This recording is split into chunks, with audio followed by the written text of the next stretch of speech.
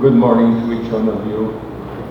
I greet you in the name of Christ. I'm happy to be here and to be back from a little vacation in the island of Aruba in the Caribbean Sea. It was a wonderful experience. My son invited us to come and celebrate my birthday in the island. It was a wonderful experience. Aruba was originally a Dutch possession, but now has become an independent country. They have its own language, Papimento. I couldn't understand it. One crazy thing. It's a mixture of Spanish, Portuguese, English, and Dutch. The hotels and all the business areas are on the east side of the island. The rest is all very wild. The Dutch came there and took things away to go take back to, so there is very little left on the island.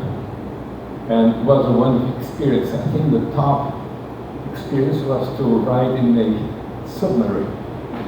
You see all the fish coming to you in the porthole. It was a wonderful experience. Wonderful.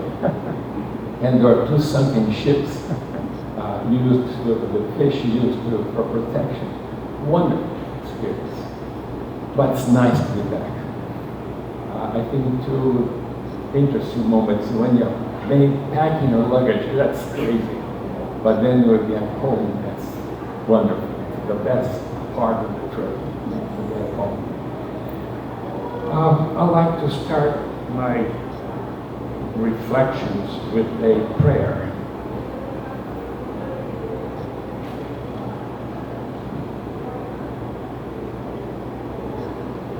Loving God, you know our hidden thoughts and deeds.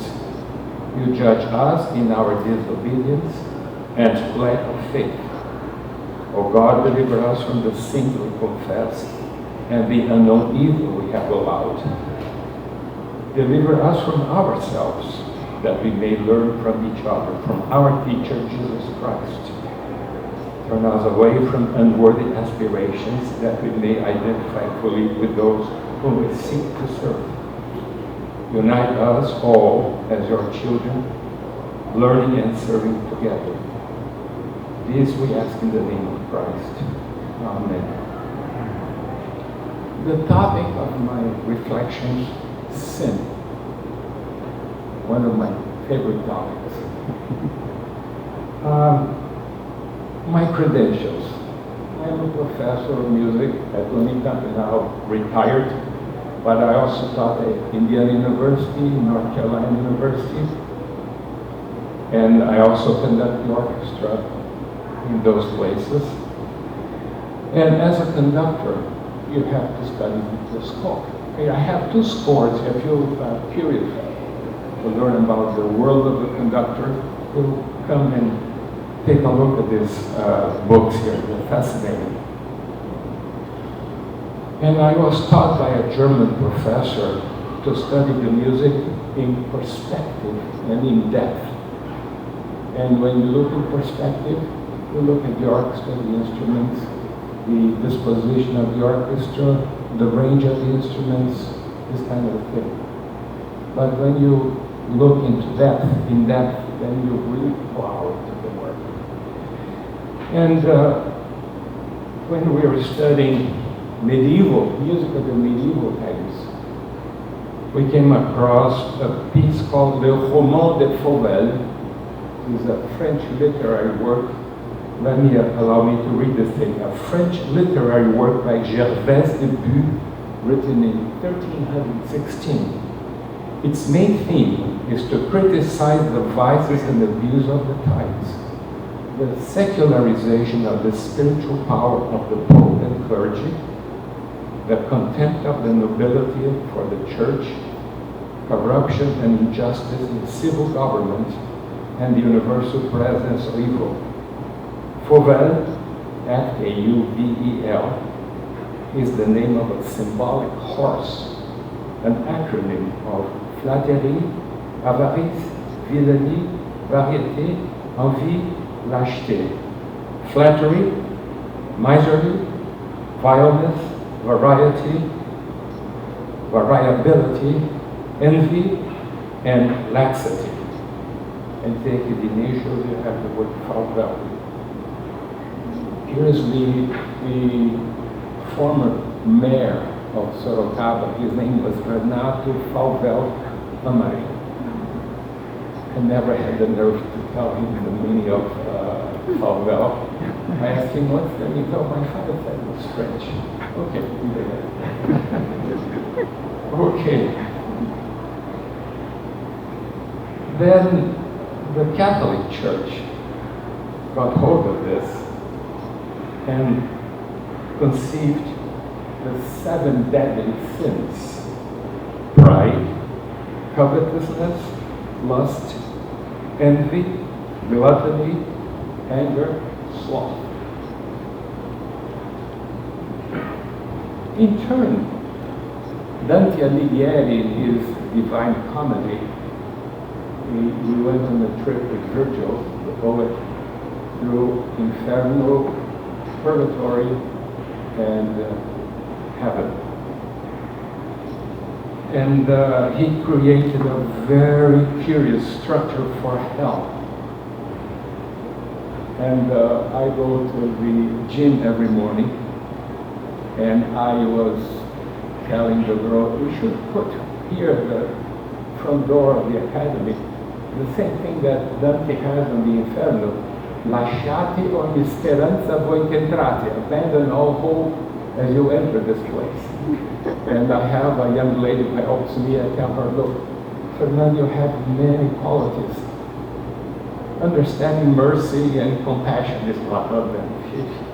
She forced me to exercise my craving. Anyhow, Dante conceived hell to have 9 circles where the sinners stay there forever as punishment for their unbecoming behavior. So the first circle is called limbo. The second circle is reserved for people that practice lust. Then gluttony, greed, wrath, heresy, violence, fraud, treachery. That's the worst kind of sin, treachery, treason.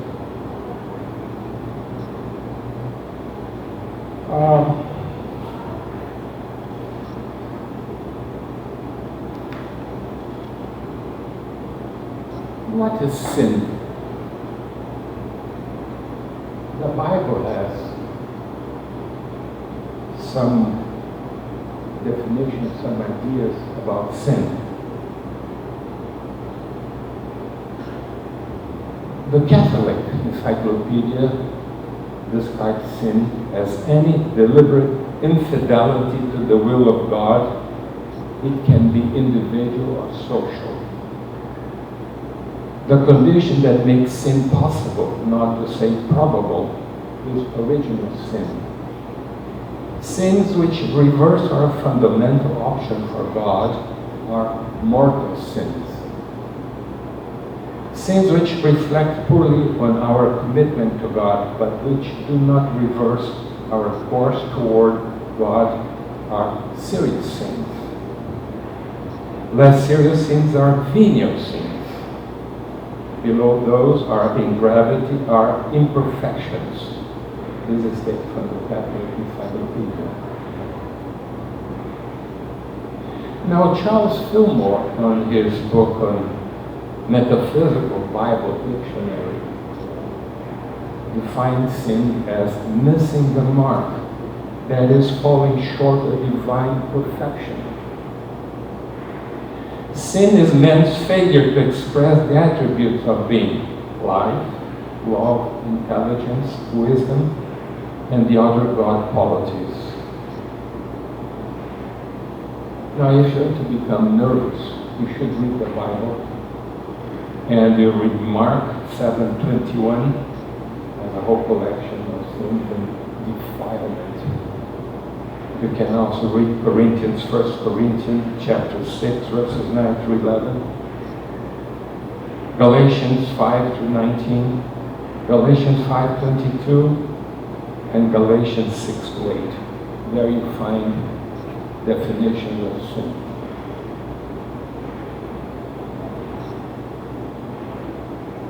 As you plow into my mind, I'm a kind of a person who is looking for in the interconnectability of things. And when I think about death, I think there's a transition to another world. And right there, you go through a door, portal. And then there are the judges coming after you. That's not a tribunal. I see that more as a customs gate. What do you have to declare? Oh, forbid your master, didn't fornicate, that didn't steal. No, I'm not asking for that. I'm asking about your failure. And then the Bible mentions about 5 ideas of sin.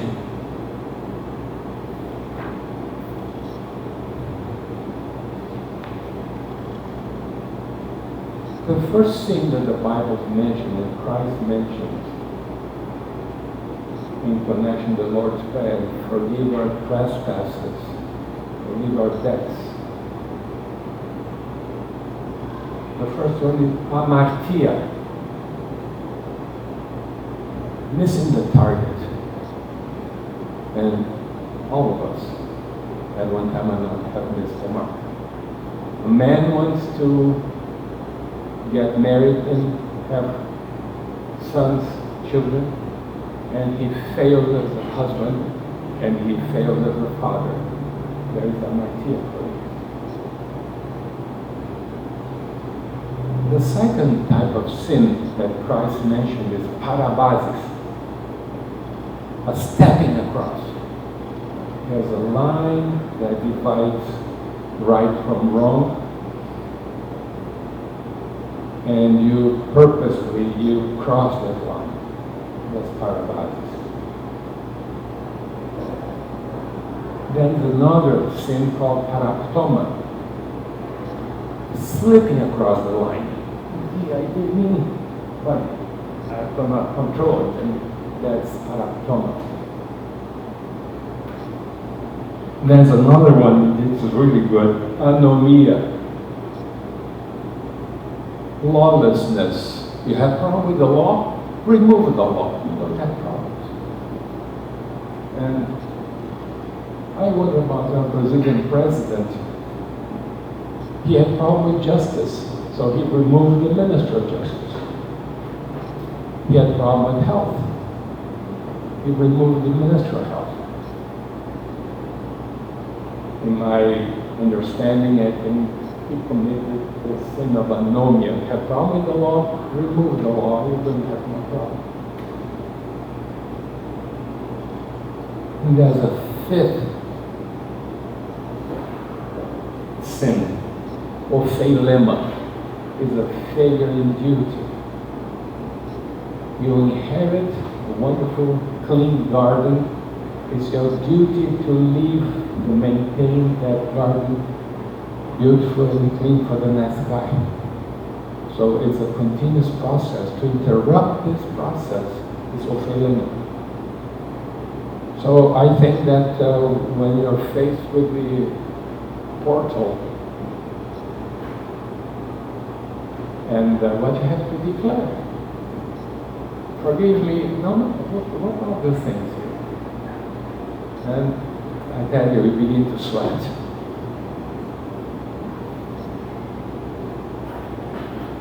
What is the antidote? What is the possibility of correcting this kind of transgressions? Prayer. What is prayer? Saint Gregory of Nyssa, between the years of 335 and 395, wrote, "Prayer guards prudence, moderates temper, restrains vanity, cleanses from rancor, removes envy, destroys injustice, and corrects impiety.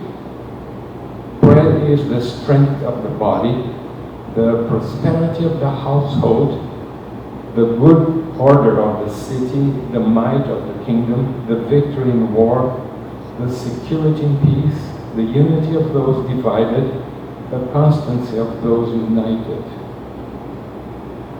Prayer is the seal of virginity, the fidelity of marriage, the weapon of travelers, the guardian of those sleeping, the courage of those awake, the abundance of farmers, the safety of sailors.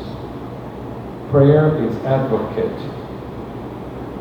to litigants, comfort the prisoners, rest to the weary, solace to the sorrowful, delight to the joyful, consolation to mourners, wedding crown to spouses, festival to those celebrating birthdays, shroud those who die. Prayer is to speak with God, to behold invisible realities, to satisfy spiritual yearning. Prayer is equality with angels, progress in good things, overthrowing of evil, correction of sinners, enjoyment of present gifts, assurance of future blessings. Gregory of Nyssa on the nature of prayer.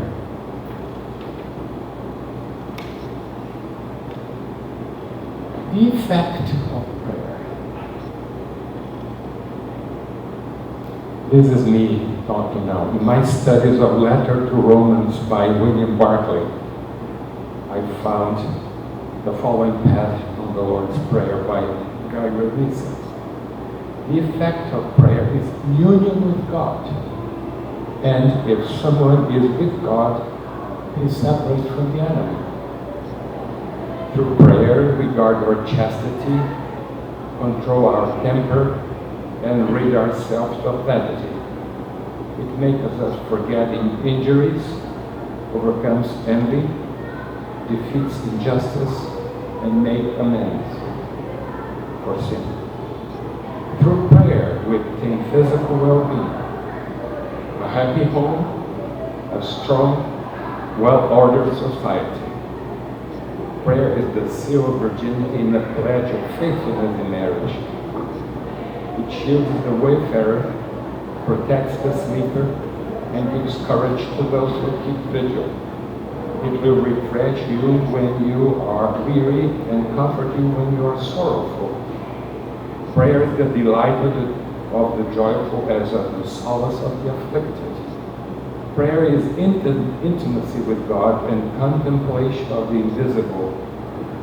Prayer is the enjoyment of things present and the substance of things to come.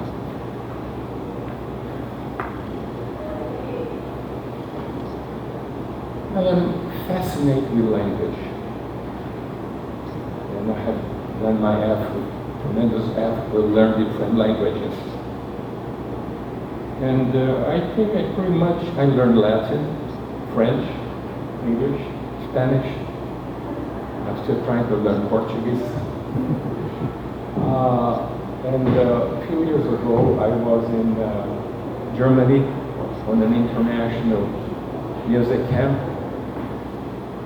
And we were all housed in a military quarters, and there was a big cafeteria where participants had their meals.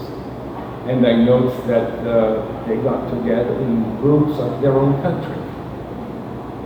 And by golly, there was a group speaking French. I'm going there to try my French. I thought I spoke French fluently. And I started to talk with them, and then began faltering. And I apologize. I'm sorry. I long time I didn't speak the language. Oh, no, your French is good. The only problem is archaic. So my French was a literary French, which did not go along with the current vernacular language. Again, I'm fascinated with language. I study the Bible all the time, and I do have conflict with the Bible. I keep asking questions. My God, what's going on here?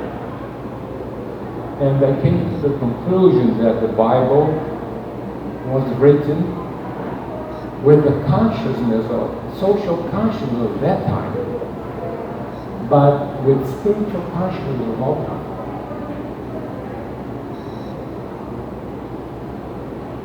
One chapter that fascinates me the most is the scenario of Christ before Pilate, the judgment. In what language was this judgment conducted? Well, Pilate was from the Roman nobility. He spoke Latin, and he knew Greek,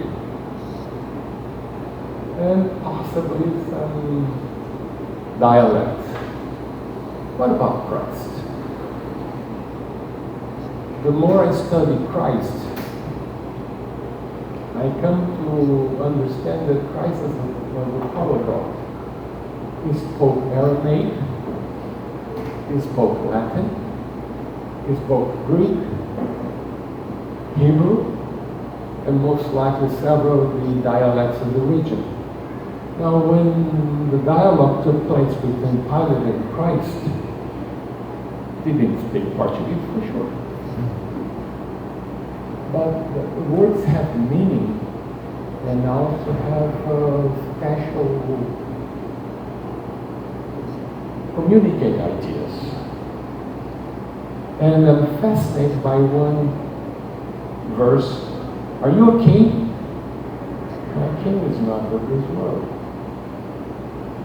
So the way I perceive it is that for Pilate, kingdom meant Roman values. Caesar, the money, the banners, so forth. That was this three-dimensional level to which we belong. Christ was on this spiritual consciousness. My kingdom is not, my essence is not of this world. So it was a difficult situation to continue with this dialogue. I found here, I'm going to share with you, supposedly, the Lord's Prayer in the original Aramaic language. Listen to it. The prayer to our Father. O thou from whom the breath of life comes, who fills the realms of sound, light, and vibration, may your life be experienced in my utmost fullness. Our Father. Your heavenly domain approaches. Let your will come true in the universe, all that vibrates, just as on earth, which is material and base. Give us wisdom, understanding, for our daily need. Detach the fetters of faults that bind us, like we let go the guilt of others. Let us not be lost in superficial things, materialism, common temptations, but let us be free from that what keeps us off from our true purpose. From you comes the all-working will, the lively strength to act, the song that beautifies all and renew itself from age to age. Amen. That is, which I confirm with my entire being, sealed in trust, faith, and truth. Amen. It's a little different from the common Lord's Prayer that we're familiar with.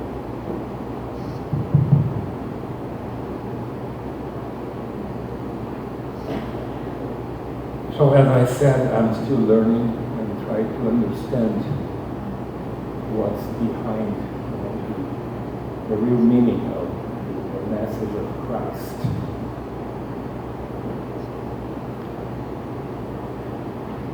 I think one of the most important,